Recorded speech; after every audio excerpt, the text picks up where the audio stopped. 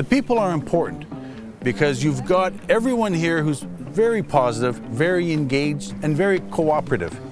There is a demand for excellent work, but at the same time, we are surrounded by warm collegiality of our colleagues. The multidisciplinary approach is really favoured. This collaborative atmosphere is pervasive. If there is one word that I would describe the University of Turku with, it would be internationality. And that's been really nice to have that sense of a cohort of international researchers here. And we have regular events. We have meetings once a month. We have a summer day. We discuss each other's work-in-progress papers. Community breakfasts. It's about making you feel at home and comfortable. Free concerts. There is a lot of support here.